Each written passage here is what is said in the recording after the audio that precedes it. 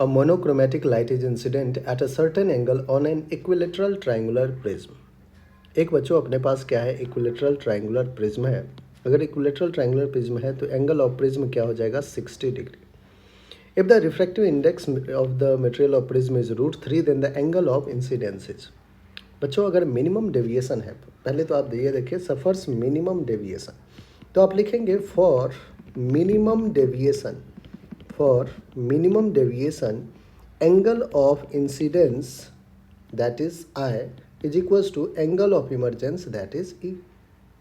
I अगर E के equal है बच्चों तो आप एक कहानी ये समझ सकते हैं कि अगर मैं एक रे को यहाँ पे सबसे पहले तो इंसिडेंट करवाऊँ, एक रे इंसिडेंट कर रहा है, यहाँ पे एक नॉर्मल का फॉर्मेशन होगा, ठीक है, एक नॉर्मल का अपन फॉर्मेशन कर रहे हैं, ये रे गया, ठीक है, फिर क्या होगा, यहाँ पे एक नॉर्मल का फॉर्मेशन होगा, एक नॉर्मल फॉर्म किए,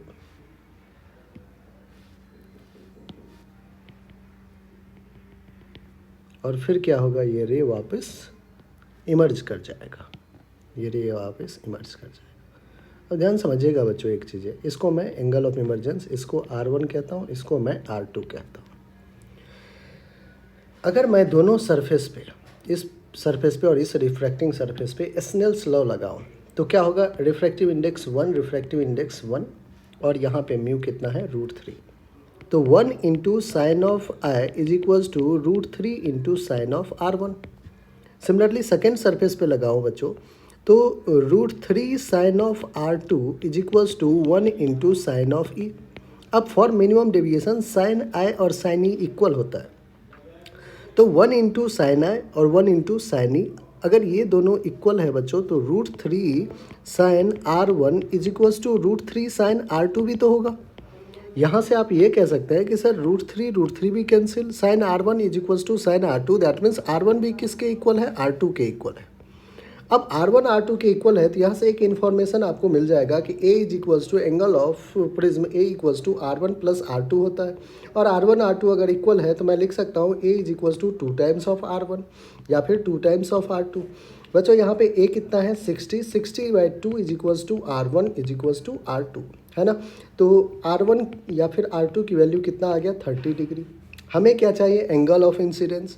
एंगल ऑफ इंसिडेंस के लिए बच्चों यहाँ पे जो स्नेल्स लॉ हमने यूज़ किया है, आइए इसमें वैल्यू पुट कर दें. क्या है यहाँ पे एंगल ऑफ इंसिडेंस के लिए अपन फर्स्ट सरफेस पे स्नेल्स लॉ लगाते हैं जो कि होगा 1 into sine of I is equals to √3 into sine of R1.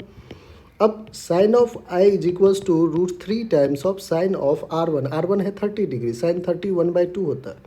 बच्चों sine I is equals to √3/2 आ रखा है, √3/2 तो साइन 60 डिग्री होता है, साइन 60 क्या होता है, √3/2, तो I is equals to 60 degree. Angle of incidence कितना आ गया, 60 डिग्री. 60 डिग्री हमारा कौन सा ऑप्शन है, तो ऑप्शन 4 है, और 4 ही हमारा क्या है, बिल्कुल